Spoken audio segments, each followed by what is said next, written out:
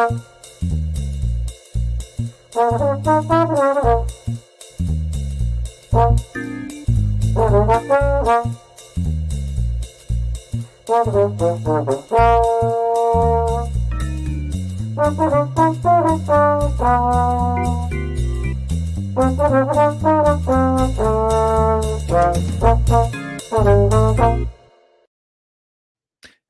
and welcome to Hey, we like your pod. and we're going to tell you why. Hi, it's Matt. Today I'm joined by an amazing guest host, Katie. Katie, are we using your last name or not? Looks like we are because your name's on the Yeah, screen. you're good. My good friend, Katie Sunderman. So happy to have you here, friend. How are you today? I'm good. How are you?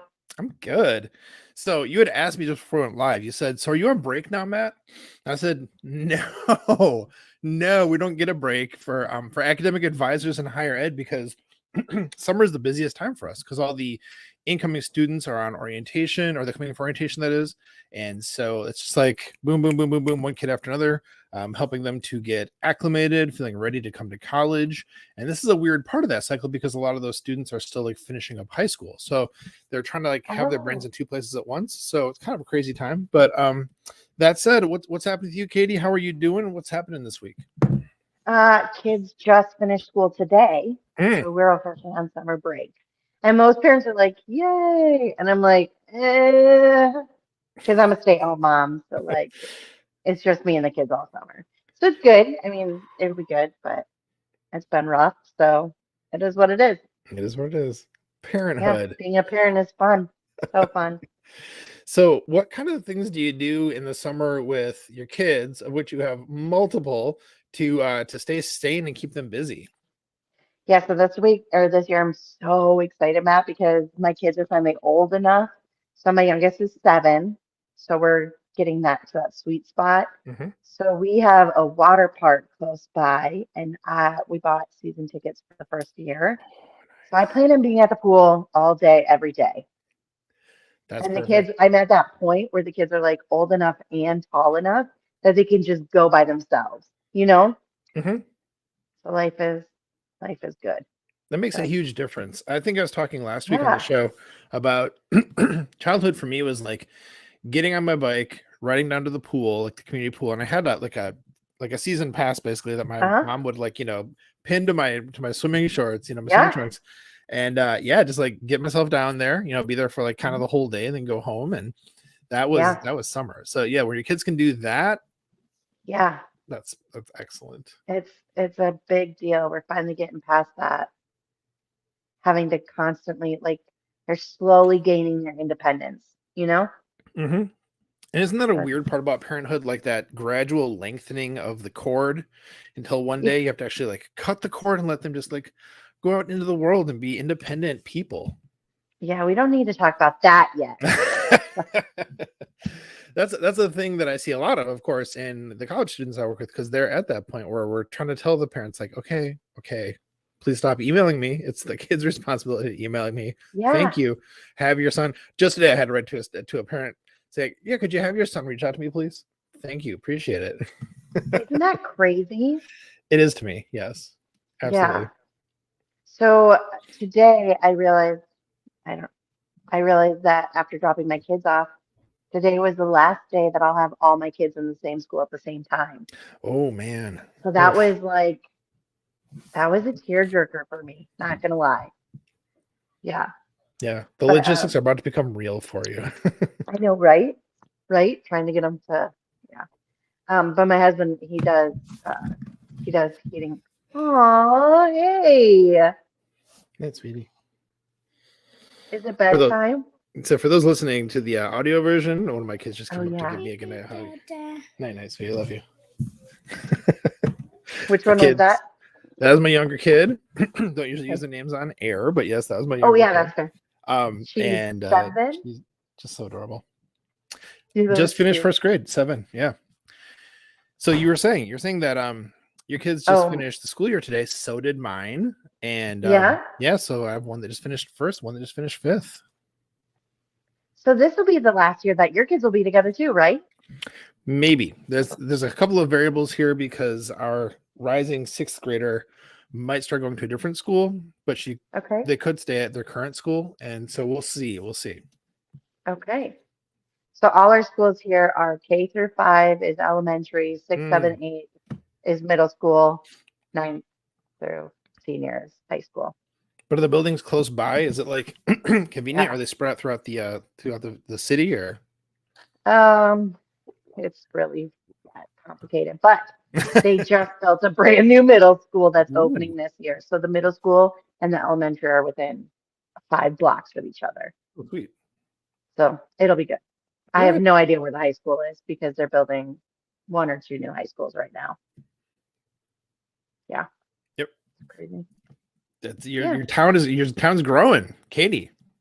Yeah. Holy cow. No. So like Sioux Falls is the big city, right? And then there's like 3 or 4 surrounding smaller towns, but they're kind of becoming more of a suburb. So like my kid's school is actually we're in the Harrisburg school district, but we're in the Sioux Falls city limits. Yeah, it's Hmm. complicated. You just go with it. Totally. So Yeah. before we get into talking about like superlatives and the week and all that kind of stuff, and in content, I do want to ask you, so last day of school, do you do anything to like celebrate that, to like mark that milestone? Yeah, we do. So there in Sioux Falls, there's a cool little ice cream place that has rolled ice cream, and it's What? the only place in town. There's one place, it's the only place. So last day of school, when school's over, we go get ourselves rolled ice cream. It's the only time in the whole year we do it. I've never heard of rolled ice cream. What is that? So they take cream on like like a Blackstone grill where it's like super hot and flat. Hmm. Okay, so they do the opposite on like a cold, flat area, and Hmm. they take cream and then different mix-ins, and then they mix it all together, and then they roll it flat, so then it freezes really fast. Hmm. And then they like take a paint scraper type thing, and then they roll. Mm, So it's like flat ice cream that they then roll into like a spiral. Yeah, it's a cool. thing, Matt. My kids found it on YouTube, and now it's a thing. That's funny you say that because we also got ice cream Yeah. tonight. We just got back from our local Creamy Whip. Is Creamy Whip a word that's used outside of Cincinnati? I don't know if that's a terrible That's two a words that terrible shouldn't go word. together. No, it's an awful phrase. It's soft serve. It's like a local soft serve place that's like about a half mile from here, and just kind of like your classic like old style freestanding place that doesn't have any like seating inside. It has like picnic benches. It's just like the structure is not even with bathrooms. It's just like the Okay. freestanding. Yeah, it's always like high school girls who work there for some reason. I don't know why that is, but like as Universal, all these places in town are like this. And so you go up, you put your order in, you wait over at the other window, you get your stuff, you sit on a picnic bench. I had a brownie sundae. It was excellent. Perfect. When you were kids, did you do anything special for the last day of school? Hmm. Do you remember? I don't remember. I don't know. I'll think about that. Did you? Do you remember anything like that? Yeah, so I grew up in a really small town, 1,000 people total. Like, so the last day of school, we would have like a citywide water fight with like water guns and water balloons, mostly like Main Street, obviously, because you want to be able to find like the kids. But yeah, yeah, random. I love that. Citywide Yeah. water fight. So quick shout out to our folks in the chat. Dawn's actually here in the chat today. She couldn't make it today Yay. because she's fighting her cat, obviously. And so Emma said ice cream is the best end of school celebration. Agreed. Agreed, Emma Yeah. is excellent for that. Yeah. And Dawn did also mention that she said, if you're looking for Dawn, I'm here in the chat tonight, not on screen. So glad that Dawn is actually alive, which is very good. So Yeah, Tosh hasn't killed her yet. not yet.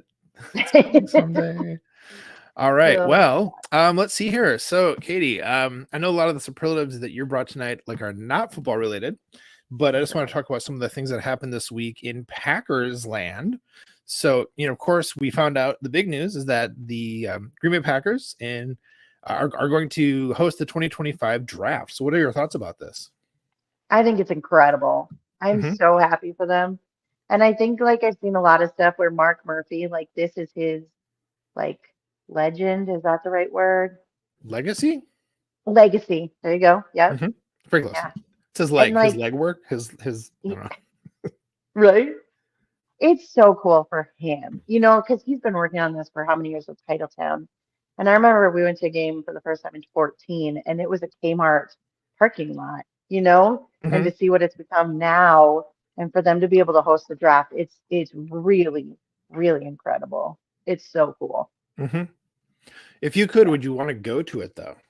Yes. Yeah.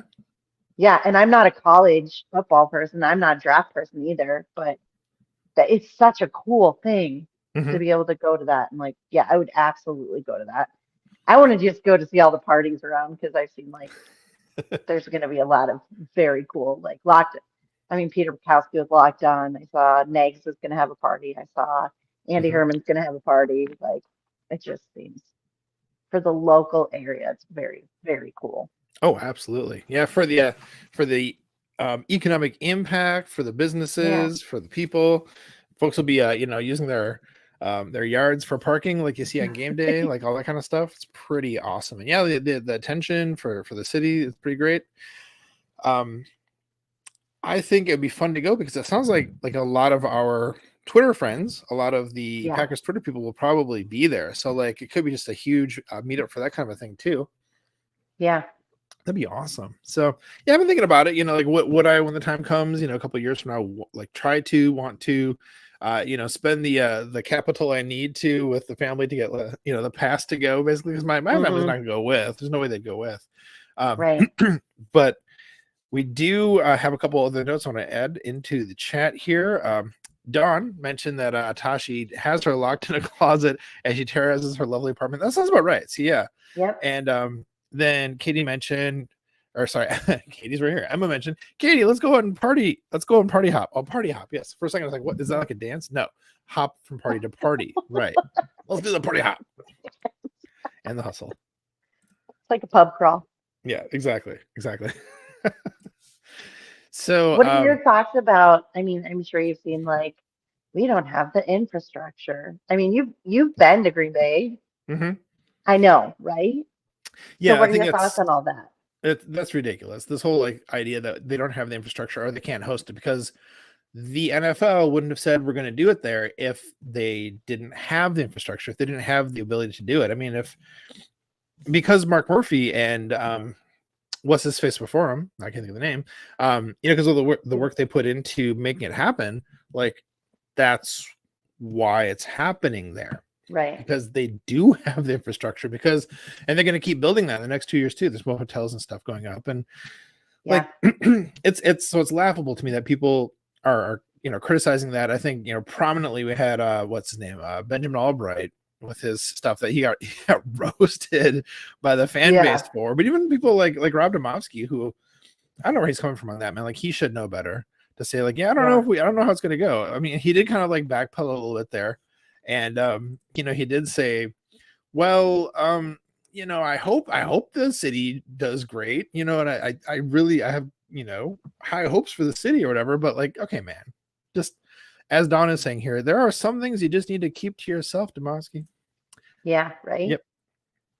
So our first game when we went was in 14, and I don't even remember where we stayed, but we did drive. Second game we went in 16 and we drove up there and then we stayed in downtown Green Bay Mm-hmm. and they had a really great busing system where they would like have random stops and take all the fans to the game. So like it was easy in, easy out to the actual game. So that was really, really nice. And then I went there myself, 2 years ago? And I Mm-hmm. flew into Appleton and that was my first time flying. And again, so easy, so nice. And then you just take an Uber and a Lyft to like the actual game. And yeah, there's zero issues. I don't get it, but Well, it's a characterization of, it's a small market team, even that has one of the biggest fan bases, and so right. people are gonna. This is a G-rated show. People are gonna poop on it, and say like, "What a bunch of hayseeds," up in like northern Wisconsin with their hay there and stuff. But no, this is legit. Okay, they can handle it, otherwise they wouldn't be getting it. So just Right. step off. Yeah, Yeah. historic, beautiful, amazing community. It's gonna be great. Yeah. It really, yeah, for sure. It'll be interesting to see like where they have the stage and that kind of stuff. Hmm. Because I was listening to a press conference and they said like one stage, I don't remember where, maybe in Denver, was like 100 yards. Like where would they have a stage like that? Yeah, on the I don't football know. field. Right, right? Which maybe that's what they'll do. I think that'd be kind of awesome, actually, but I don't know. Yeah, I don't know. I think it'll be awesome. Yep, they got to just figure that part out. So a lot of logistics, Right. a lot of logistics. But so yeah, I'm excited about that. Were you paying attention to like any of the news coming out of the OTAs at all? A little bit. There was only really one day, right? Yeah, only it That was varsity Tuesday game. that Yeah. the media availability was a thing. Yep. Okay. So I didn't see much. I just saw, I mean, I listened to all the press conferences and stuff. I am so excited about Jonathan Owens being signed. All Like right. that's my, oh my God. Like I love Simone Biles, like, stayed up Mhm. for all of the Olympics and everything. And so I've been following her on Instagram and she's like, oh, I'm married to a football player. So like 6 months ago I Googled him and I'm like, oh, he's a safety. Green Bay needs safety help. Like how freaking cool would that be? Right? Like in the back of my head the whole time. And then next thing you know, he signed and I'm like, oh my gosh. So he was on your radar already. I had no idea who this guy was. I just saw it like, oh, he's married to Simone Biles. I love Yeah. her. Yeah. So like on my radar is in I knew he played for the Texans and I knew Mhm. he was a safety. I didn't know he was a free agent and was up for being signed or anything like that. I'm just Mhm. like, man, that'd be so cool, you know? I hope And he's then good, and I hope they keep him around because, man, I the idea know. of Simone Biles living in Green Bay just makes me like happy for reasons I can't even like understand. You know? Yes. And she's so excited about it too. Like, so I follow her on Instagram Hmm. and then she's like she posted the day that we got the draft. Like she put that on Instagram about how excited she is about that. Like it's just Oh, fun. so great, so great. Yep. Yeah. What are you seeing from OTAs? Anything Oh, you good? know, yeah. No, so it's a funny thing because like it's like when I'm at work, I have my phone like right here. Like when I'm Hmm. working at home, like this is my home office. I'll have my phone like literally like right here. And Yeah. at work in my office on campus, it like is kind of balanced against my monitor, so it's kind of like a second screen that I can always like just kind of look down at. And so Yeah. I have notifications on at all times from like Andy Herman, Bill Huber, Matt Schneidman. And so I'll see their things kind of come through like zzz, zzz, zzz, zzz, like as the stuff is rolling out. So like I love following that, but of course it's all needs to be taken with a grain of salt at this point because it's like just the most beginningest, babiest of anything happening. And so it's like it's kind of fun to think like, oh, this is like little little taste of football, but Right? it's definitely like with no nourishment or substance, but it's still fun. Right. Yeah. So, okay, I haven't talked to you. So, what do you think of the whole Rogers to Love transition?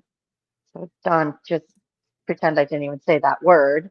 But like, I'm so excited for Love.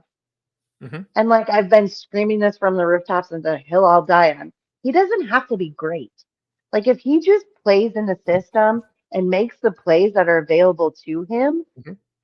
we can still be a winning team. You Yes. know, like Yes. look at freaking Brock Purdy and the Niners. Exactly. That's it. I'm not expecting him to come out and be like a Hall of Famer. I mean, if he is, great. But so I don't know. I'm so sick of the narrative of him just he's going to be trashed and we're going to go 3-11 and LaFleur is going to get fired and Goody's gone and so is Murphy and I don't Hmm. know. It's just insane. Yeah, I mean, Kyle Shanahan is such a genius of scheme that he can have somebody who is as limited of a ceiling as Brock Purdy coming in like Yeah. flourish. And so obviously Matt LaFleur is part of that tree, as they say, of that coaching tree. And so is he as good at that as Shanahan is? Like, I don't know, because we haven't seen it because he's had like, an all-time great quarterback Yeah. who also doesn't want to play in the system all the time. Right. I think that's a safe statement to make at this point, knowing what we know. So going to a quarterback who isn't, a generational talent and all-time great, will that will the system work better? Will there be a system that actually does what the system is supposed to do? Will it be Right. better than the last year with Aaron Rodgers? I feel like there's a good chance, and especially given I know. like the strength of our schedule this year, I think there's a lot of opportunity to have a better record than 8-9. I definitely agree that Love just has to like show that he's competent this year for his first year as a starter, because look at any great quarterback's first year. They were Yeah. all, like flashes, but not like amazing. Yeah. I mean, I could be wrong. There's probably like a great quarterback here or there who like had an amazing first season, but I can't think of who that would be. I mean, not recently. Joe Burrow's first season was kind of rough, for example. Let's see here. I feel like I don't the follow Chargers haven't had a good outside. season, actually. Yeah. Trevor Lawrence's first season, total Oh, crap. So yeah. yeah, just like you look around, it's like, yeah, he doesn't have to be amazing at all. If he plays in the system and the system is what it's been hyped to be, it's gonna be fun. And like I've definitely gone into, last year was rough, right? And it was a lot disappointing. There's a long stretch in the first half of just like string of losses. And at that time, the first few of those losses, I was really anxious about it. And like, what's happening to my team? And like, this is horrible. Until eventually it's like, you know what? I just need to like deaden myself to it and be okay with it sucking. And so then with that, having gone through like a really rough season, that was supposed to be an amazing season. Yeah. I now feel like, okay, I can better temper my expectations for this season. And I feel like if we get to like 6 wins, I'd be pretty happy with that. Yeah. I think we have a ceiling of like 12 wins ish. Mm-hmm.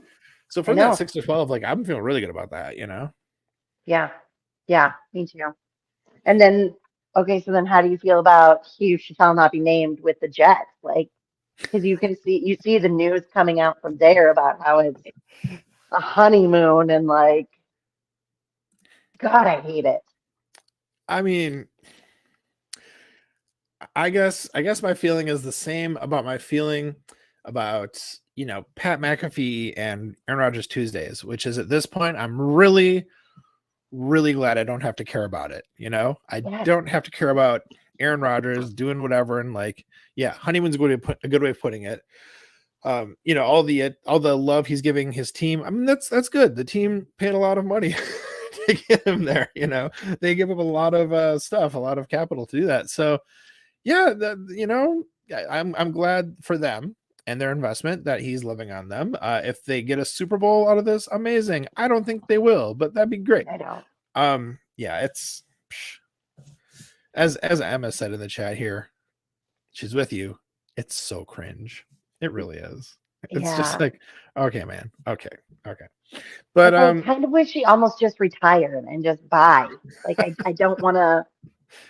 I'm just over it. Like yeah. people are like, "Oh, you're a Packers fan. Like, aren't you so sad?" And I was like, "No, bye. Like, bye." Yeah.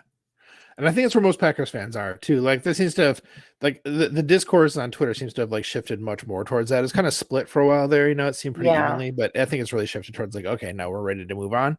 The love era has begun. We're all excited about it. And that's the thing, right? Like with having the low expectations, I feel like I can actually enjoy the season more because it won't feel like anxiety laden to watch a Packers game because I'm worried they're going to lose. Now I can just be excited about maybe they'll win and some cool stuff will happen. So I feel like I'm just going to have like a much more enjoyable time, in the coming seasons even, so.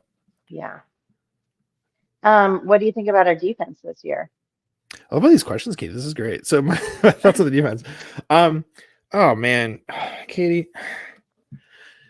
Before last season started, they looked so amazing, and like the notes out of camp were like they were dominant. It was because the offense wasn't good, it turns out. So it just seemed like this is gonna be like the year for the defense to be amazing, to be an all-world defense, and then they kind of stank, or at least like that's the thing. Like they weren't really bad. They're not as bad as we remember and think of it because it was just like frustrating in the moment. They're just uneven and super inconsistent. Like I think I heard recently like DVOA for the defense overall for the season and on the whole was like they're like 9th, which is like pretty good. What? But we just saw a lot of bad play along the way that we tend to focus on. So that's still not as good as we hoped it would be, and they definitely didn't like pass the eye test for being like an amazing defense. So is that Joe Barry's fault? Is that something else? We can't put our finger on it, just it didn't gel for whatever reason. Like I feel like I have a hard time saying it's the scheme, because a thing that Sam Holman talks about is that like defensive scheme is kind of like the same everywhere for the most part. So it's not really about that. It's about execution, and it's about, I think, and I think maybe Dusty made this point the first time I heard it, maybe, is that the coach sets the tone in the practice, and among the defense. And so I think you maybe need somebody who's better at that than Joe Barry or something, because obviously it wasn't working the way it should have, given how much potential they had. So Yes. this coming season, like most of the same people are there with a couple of really cool additions. I think Lucas Van Ness is going to be a stud. So I guess I'm very cautiously optimistic about it, but if it comes together, it's going to be incredible. So how about you? What are you thinking about it? Yeah, I'm kind of on the same as you. Like, I'm a little bit worried about our safeties because they're like, to me, they're all like safety 3 to 5. Like, we don't have a number one safety. Yeah. So I don't know what's going to happen there. But otherwise, like you said, we have those people that can cover both sides of the field, and that can be excellent on both sides of the field, pending no injuries. So I feel like we could really come together, because last year, as soon as Gary went down, all of a sudden we're missing an edge, and nobody really stepped up in that spot. And kind of the same with our cornerbacks. Jair has that one side locked down, and then our other side, we just didn't really have anybody there. So I don't know. Like you said, it looks so good on paper. And what, they have 8 first-round drafts picks out of 11? Yeah. Like, buddy, we got the talent there. Let's do something with it this year. Exactly. I don't know. But the whole, like, I get Barry's scheme because he's like, we don't want to get burnt over the top and get those deep, explosive plays. But playing 10 yards off the ball every single play, like, that's not what Jair is good at. And that's not what other players are good at. They're good at disrupting. And then Dusty did that thread where he was showing, I think it was a couple Jordan Love plays where he's like, I didn't know how much the footwork comes into the quarterback in his passing and the play in general. So like, on the first step, this person should be open. If they're not, I see that they're covered. So my second step needs to go to this person. If that person's not there, third step needs to go to this person. Well, when you get the defense rubbing on those wide receivers and messing up their routes, now you're messing up the quarterback as well. And like, so I don't understand Barry's scheme in that aspect of, you don't want to get burnt over the top and you don't want the explosive plays, but you also got to play man to man and screw up their offense too. So I don't know. I don't know what to think about this year. I think that the ceiling can be so good for both of them, but then the floor, can be so low for all of it too that you just, I don't know what. I don't know. Some shout out from Dawn here for you, Katie. I think she's impressed by your take on the defense. I am too, I gotta say. Right there with you, Don. So yeah, because it seems like the guys, when he let them late in the season do more like press man and be more physical and be dogs, they were a lot more successful. And maybe that's like an oversimplification of it, but that sure is what it seemed like. And maybe they'll carry that into the season. Maybe he'll let them kind of like do what they're good at, not force them into like like scheme things. I mean, there's gonna be a scheme no matter what, but you know what I mean? Like making it try to do something cute where they could do something effective. Exactly. Like just let them play more free. Yes. And just let them play. Let them play. And see, open them up and just say, have fun. That's see ball, get ball, But I don't know. So, awesome. That's where I'm at with the OTA. Yeah, I don't know. That's taking it back all to that OTAs. Back to the OTA. I don't know. What did you think about Stokes' injury? Because we were finally getting a little bit of info on it, and it still doesn't seem. Sounds bad. Get a Liz Frank, right? Liz Frank wasn't Liz Frank like you go to Hot Topic in the 90s, right? You get like the who was that? Wasn't that Liz Frank with the brightly colored, Unicorns and stuff. Liz Frank. I think She known for her it's foot Lisa. injuries. Lisa Frank, yes. That's all I can think of when they say Liz Frank on all the podcasts and stuff. That's all I can Oh think my God. That's amazing. That is of. amazing. Glad you like that one. So, yeah, no, that sounds like a really, really, really rough injury. And,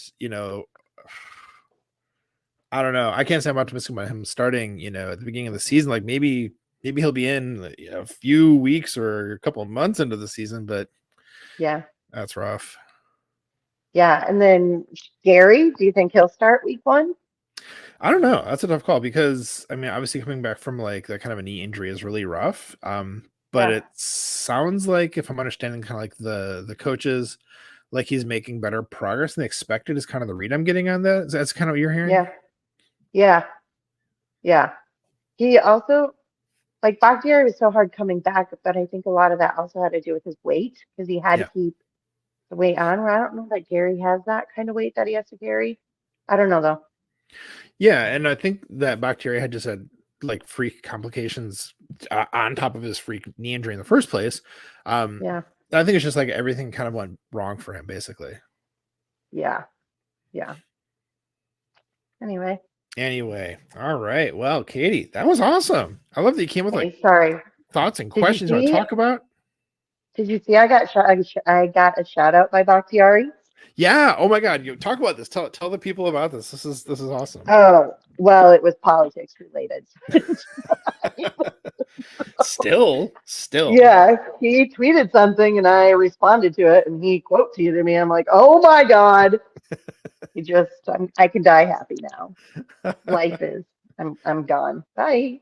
Yeah, I was That was over the moon for you when I saw that. I was like, that is like the coolest thing on Twitter this week for sure. So that was that was exciting. If you know how big of a Bakhtiari fan I am, you'll Mhm. know how big that was for me. So Wow, there's a good segue. Speaking of cool things on Twitter this week. yeah, good one. Thank you. Yeah, I know, right? I saw that you have some superlatives to share with us this week. You have 3, right? I do. You have 3. I have 3. How about you want to take turns, go back and forth? Yep.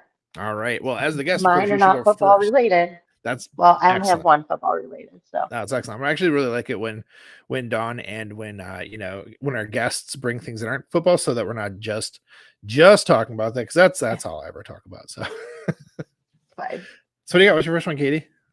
Well, I'll do my football one first. If you don't know, for people that listening that don't know, I'm born and raised South Dakota. I bleed South Dakota. Like I'll never leave because it's just the greatest state. So in our state, we have 2 big colleges, SDSU, South Dakota State University, and USD, University of South Dakota. I didn't go to either, but of course, like those are like the ones that are known and that players come from and whatnot. Anyway, so I've been following SDSU lately, which is South Dakota State University, and their big rival is actually NDSU, North Dakota State University. Mm-hmm. And they always play for the FCS championship, those 2 teams.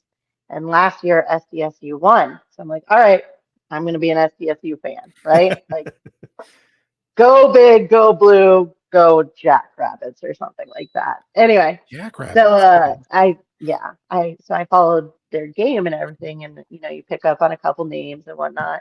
So when the draft starts to come around and people are talking about players that are going to get drafted, and Tucker Kraft kept coming up, and I was like, I know that name. Well, it turns out he was also born and raised South Dakota. He's from the teeny tiny town of Timberlake, South Dakota, with 500 people. It's a ranching town because, like, South Dakota is weird. East side is super flat, and then once you start going west, it becomes hilly, and then it's the Missouri River that separates it. But anyway, so Timberlake is dead center, just straight north of our capital. It's very much a ranching, farming community. It's got the hills and the valleys and all that. So anyway, he got drafted by the Packers, and Matt, I jumped up and down. I jumped out of my seat. They called his name, and I was like losing my mind. I'm like, oh my gosh. And then I realized it was 3rd round, and then I got really mad, and I'm like, nope, this kid is breaking our 3rd round curse. So I am officially the biggest Tucker Kraft stan Besides David Bakhtiari, Tucker Craft is second. So I'm very, very, very excited for him. I had a couple friends reach out and they're like, "Oh my God, you guys got Tucker!" And I was like, "I know. Of course, I'm watching. I know."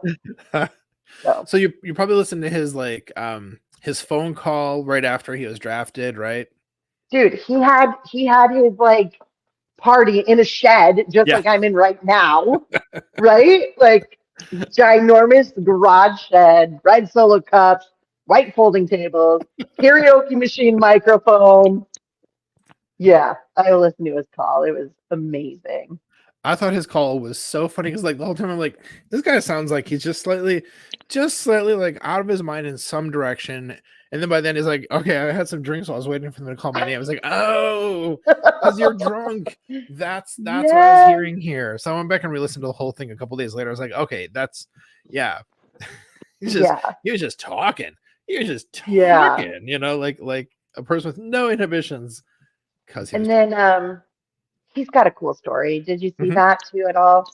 I know Ryan Wood did a big profile on him, and I want to say Bill Huber did too.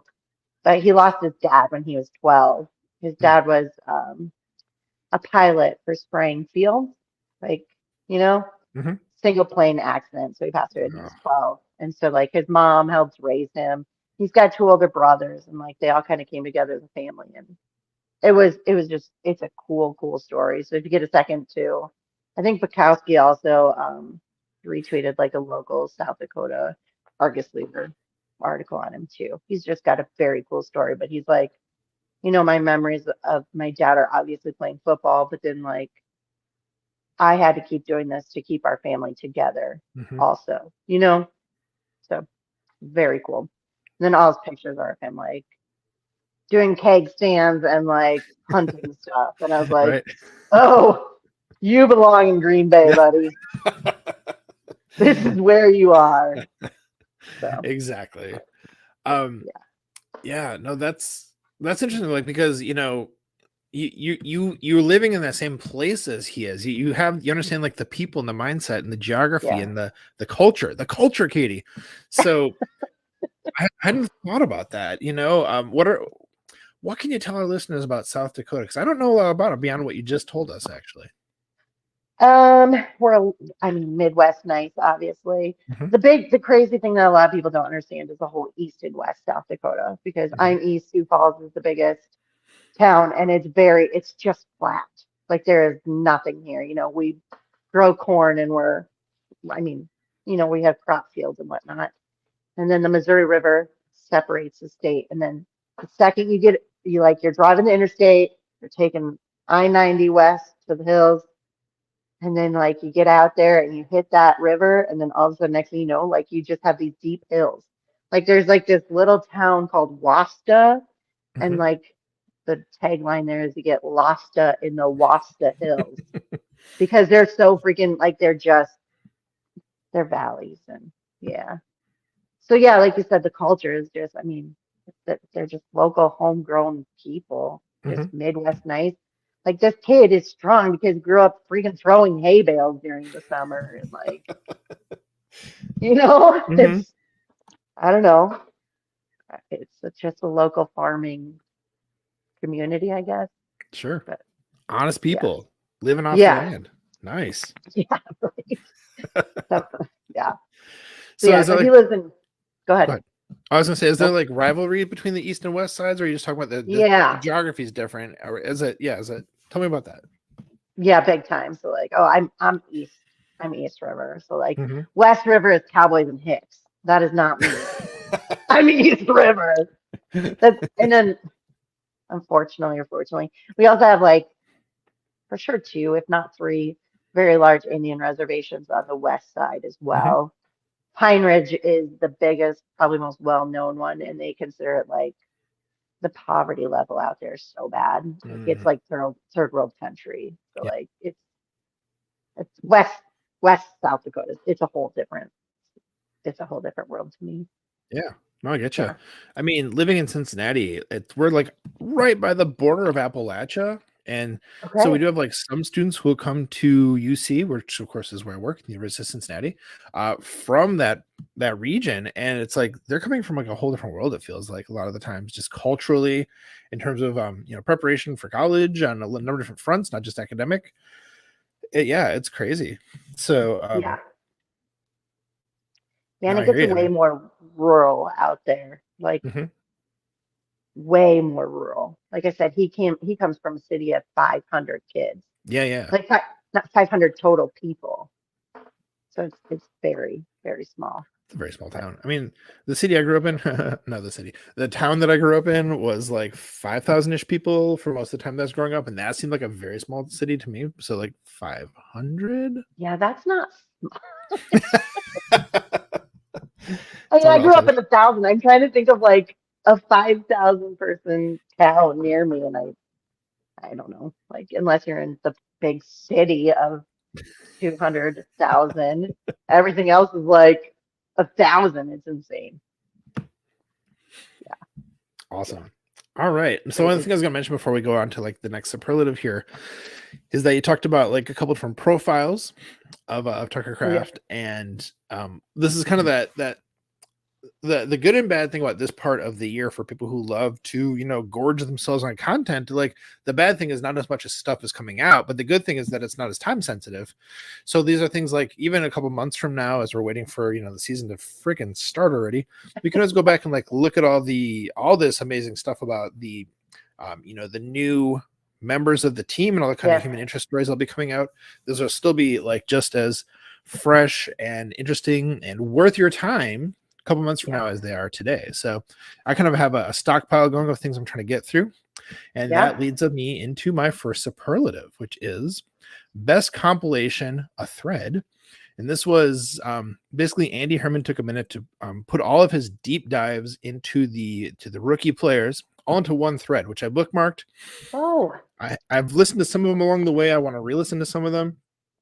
Andy does such a good job of getting into a lot of detail and providing the information in a way that's easy to digest, easy to understand. He provides enough stuff for like the layperson to get, enough like more detailed stuff for like your more advanced fan to get, and yeah, so like it's rich in that way. And they're always concise. They're usually like 25 minutes or less for most of them. So just really good work that he does there. So to have them all in one thread, I'd recommend. Of course, we'll have the links to all the stuff in the show notes, blah blah blah, like always. But so find that, people, check it out, bookmark it. He's not the only person doing this kind of stuff, but I think he's one of the best at doing it. So really yeah, love that he put them in one place. yeah. Have you listened to any of them? A couple, yeah. No, I've listened Okay, to the one on Dontavian Wicks, was a really good one. I listened to the one on Luke Musgrave, and I think one other one. I can't remember who it was. okay. I think I got through the first three rounds, so the Hmm, first four players, nice. maybe five. Yeah, I'm pretty excited for the tight ends, obviously. Hmm. He made LVN, Lucas Van Ness, sound amazing. And then Jaden Reed sounds very fascinating as well. I did hear that one. Yeah, I got really excited about Yeah, that. yeah, I really hope he'll pan out. Yeah, a lot of potential, right? It seems like there'll be a Yeah, lot of upside there if it works out. But I hope it does. It'll be exciting. I feel It'll be like I'm exciting. so biased isn't the right word, but like with Amari Rogers, because it's like Hmm. he's like Amari Rogers 2.0, but like a better Amari Rogers. But like we saw how that worked out, so I'm kind of like, "Ew." Yeah, yeah, no, But totally. maybe it'll be different with like a better quarterback, and I don't know. I'm going with Jackson Smith and Jigba, but a later round version. That's what I'm going with, because Okay, that's much more exciting than talking about Amari Rodgers. So, I'll take it. I'll take it. but of course, Amari Rodgers was like Randall Cobb Jr., which was very exciting in that way. So maybe Yeah, if we just skip Amari Rodgers and we call Jane Reed, I guess Randall Cobb Jr., then that's how we can go with that with in okay. the I'm Randall good. Cobb line. I'm good. We're good then. Okay, That'll work. and I'll be excited. So what do you have for your next superlative? So during the off season, there's no football, and I get very bored. So I need to fill my time with something else. And I choose to do that with true crime. And hence, Dawn and I hooked up, and it's been great. Anyway, there was the Alex Murdaugh trial that happened in January through late February. And there was a guy on Twitter, and his Mhm. name was Jay, and he's from Long Island, and he was tweeting some of the funniest stuff, like just instant reaction to the trial and the people on the trial. So he was watching the trial live, and then he was just instant reacting to it on Twitter. And then it got picked up by like a lot of the people that I followed through the trial. So then I started following him. And since February, he quit his full-time job. And he was kind of planning on it, but wasn't planning on going down this route. And he now does YouTube full-time, and Mhm. he just streams live trials. And so I've gone through, I think, 4 trials with him now, and he has created the best community, the best, like he is just so funny, he is so real, and so far, like all of our predictions for the trials, like whether the person will be found guilty, not guilty, whatever, has been 100% because we just like it's been so fun watching him with it. So if you're into true crime at all, highly recommend following him on Twitter. And if you happen to have time, jump on YouTube with him live. He's great. And then his wife is a not physical, mental therapist. She's a therapist for like your brain, and my brain just quit on me. A therapist. Uh, A therapist, we just say. yeah, she does. Yeah, she doesn't prescribe medicine, but she does therapy. So anyway, her and her husband Jay, they do Friday nights, hour long, and she gets into the psychology of some of these people, and it is the name of the kid who got the not guilty. That was Zachary Latham.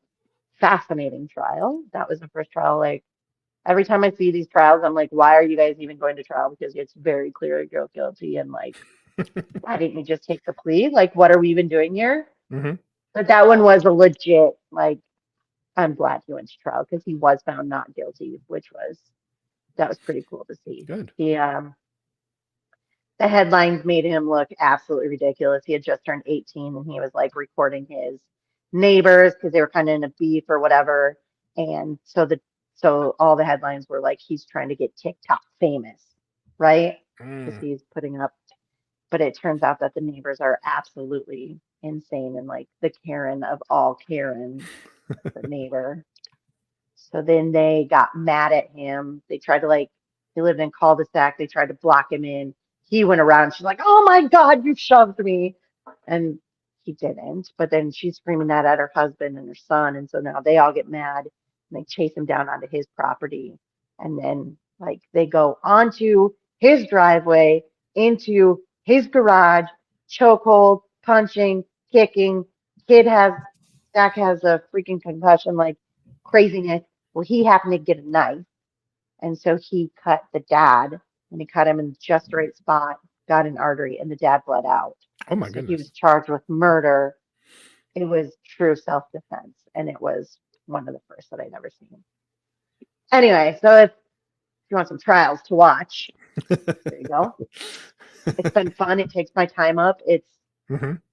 The whole justice system is insane to me, but it's also very cool to see it work when it's supposed to work correctly. Yeah, when it does, right? Holy cow. Yeah.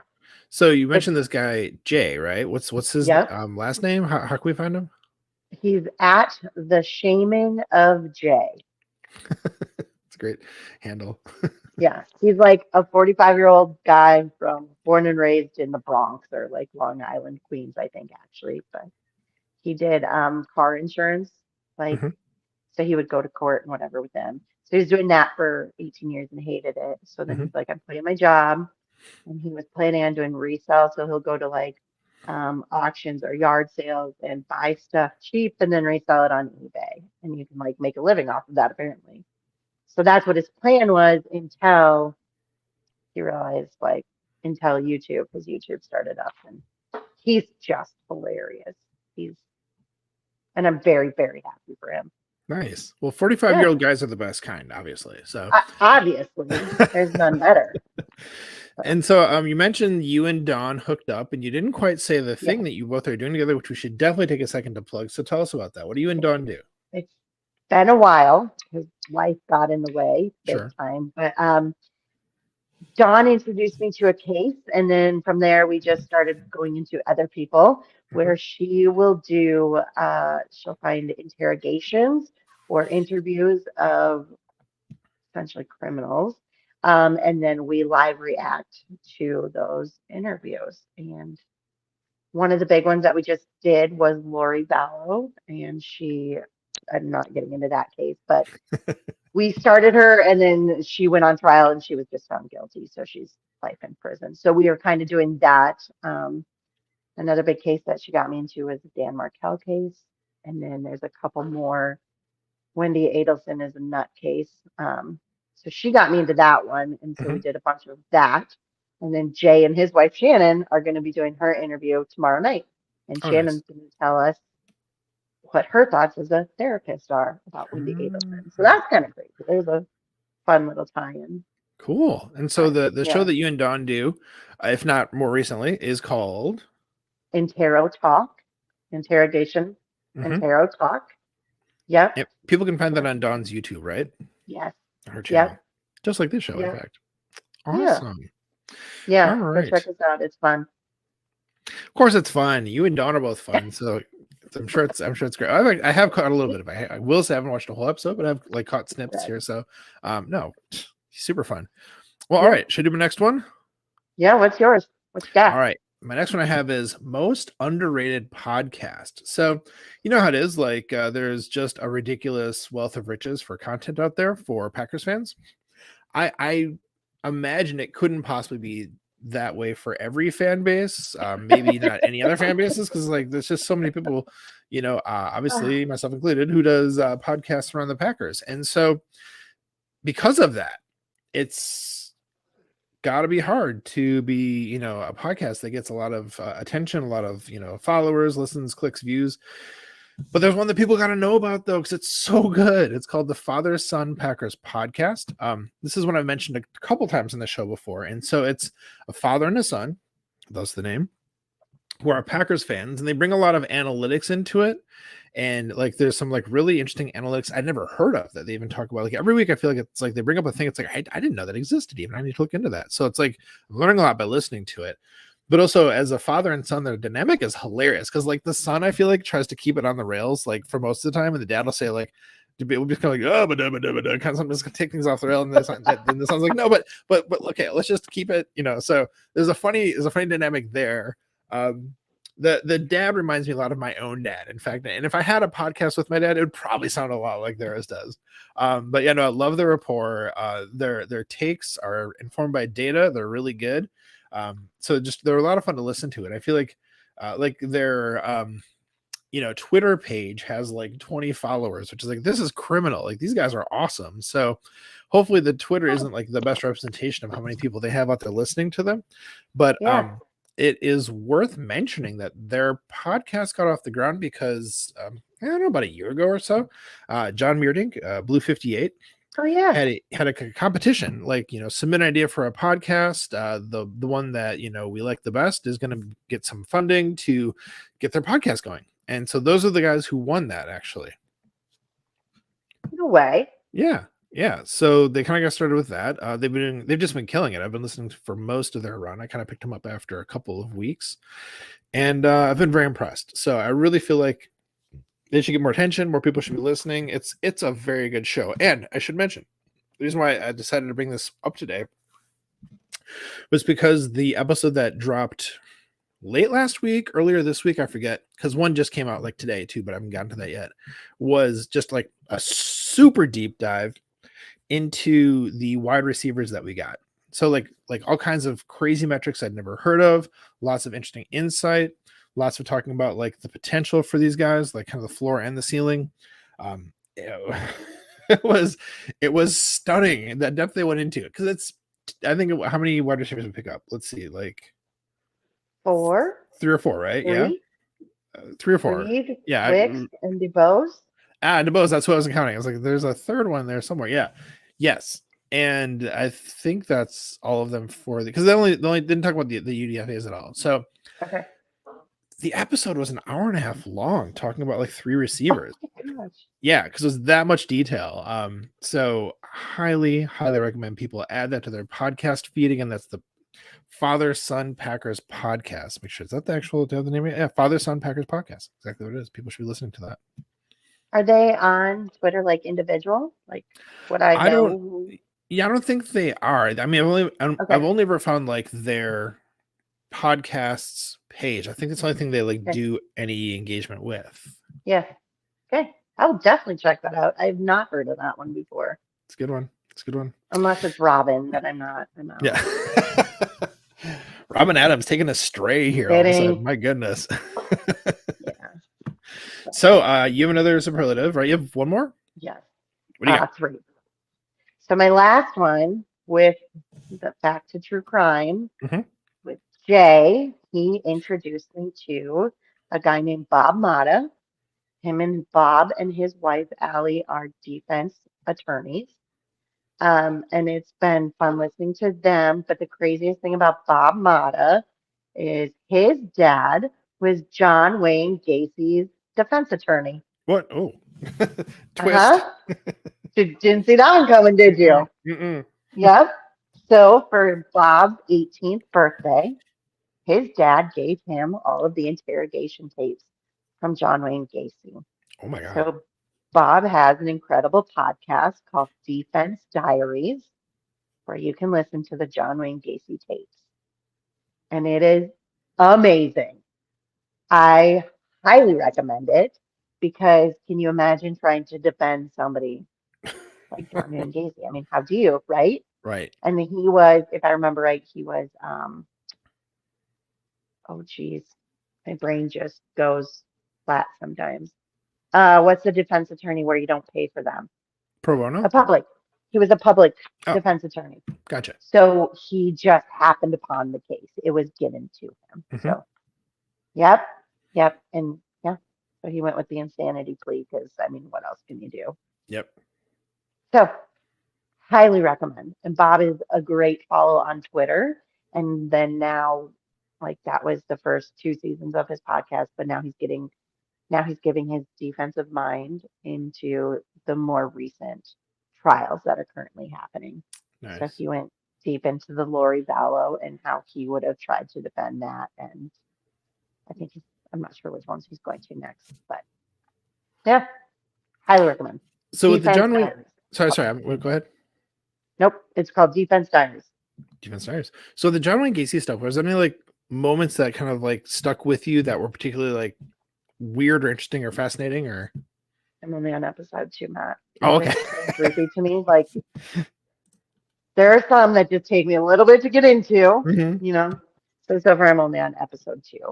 And it was while I was mowing, so I couldn't even like hear all that well. Totally. So I need to you have to report back. Dive into it. But let us know later. Come back, I'll come back to you on that one. Awesome. That sounds fascinating. I mean, I despite Dawn's best efforts, I'm still not like really super into the true crime stuff, but like every time she talks about it and every time here you're talking about it, it does sound so fascinating. Yeah. It's what I do on the off season. Like I don't have football then, so now I'm a little bit behind because now I got my football podcast back into Alpha Mix, so I'm a little bit behind on the other podcast. But what a time to be alive, Katie. So, what a time. So I have one more superlative as well, my last one here tonight. So we had mentioned before about Benjamin Albright, who I believe is part of the media for the Denver Broncos, I think. And I think so. He made a stupid little comment about like, you know, Green Bay not having the infrastructure and all that kind of stuff. And I mentioned kind of like in passing earlier in the episode that he just got roasted to heck over these comments, you know, it was glorious. And, you know, there are these moments, right, where just something happens in the football world and Packers Twitter just shines, just sings, you know? And so I knew that I had to find some tweet or response or something to talk about this week to kind of, you know, talk about the whole happening, the whole like, you know, day of people roasting this dude. And it was hard to find the best one because I had already retweeted a bunch of them and, you know, a lot of like real a lot of creativity and vitriol, and people brought their A game to this particular fight. So really amazing stuff. But if I had to pick one, that's what I'm doing here. One best reaction to the Albright stuff with him being all wrong was Matt Ramage. And that actually comes as no surprise because he's really good with ranting. So Matt Ramage had an excellent rant that I watched like 15 times now because it's so funny. And the text of the tweet was like, no disrespect, but I don't care if you go. National media hates Green Bay. Stay home. We good. And my favorite part is where he's like, no one's going to care if you're not here. No one's going to be like, Benny, where's Benny? And then just thinking about it, man, makes me laugh. Matt Ramage is hilarious. That dude is awesome. So highly recommend. There's a lot of good ones out there. If people were to go to my Twitter page, Matt Trombone, 3 T's in the middle, they can see a lot of the stuff that I retweeted. Some really savage comments out there about Benjamin Albright, who has like some weird stuff in his recent past on Twitter. So he's kind of an easy target. Dude, how is he still on Twitter? Oh, I know. I would have deleted my account after all that stuff. Oh my gosh. Man. So yeah, Matt Ramage won that one, but there's a lot of good ones to pick from there. That is amazing. Yeah, he kind of, yeah. I got nothing on any of that. Yeah. I don't even know where to go with any of it. Matt Ramage is king, but Benjamin Albright, what are you doing, buddy? Oh, just like, decisions were made. poor decisions. Well, Katie, that's what we got today. We got the superlatives done here. Got a lot of great talk about things that are happening with the Packers and then true crime. So before I read the end stuff for the episode, do you have any other thoughts? Anything else you want to share, or any of the questions you have? Not that I can think of. All right. I think I'm good. This was awesome having you on as a guest host. Hopefully Dawn for inviting me, by the way. Yeah, no, I mean, Dawn told me that she would be able to make it. I was like, first choice, Katie Sunderman, not even close. So really glad you're available and we're able to to join me tonight. I really appreciate it. Thank you. So thank you. So friends, of course, you'll find links in our show description for everyone we mentioned. So please check it out. Also, we'd love a chance to interview you and shout you out if you are a subscriber and a football fan. If you'd like to nominate someone to be a guest on our podcast, please let us know. Our DMs are open on all the social platforms. And folks, when you subscribe to our podcast, you help us to keep spreading the love in our community. And the best way to help this podcast grow is by sharing it with your friends and family. And Katie, I'll take Dawn's lines here too, since you probably don't have that queued up. So here's what Dawn says. I'll try to do with Dawn's inflection as best I can. Dawn, let me know how this goes.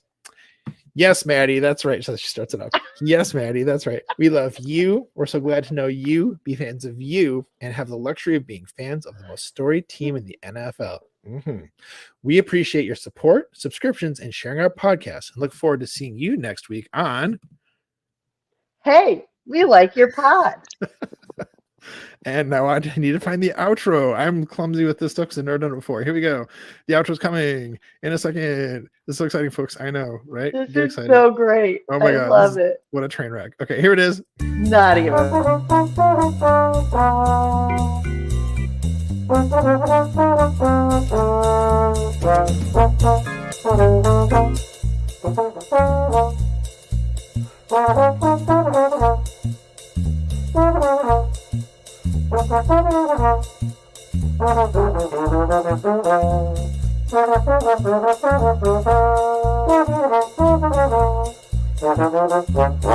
Football in general comes down to discipline and people owning their roles.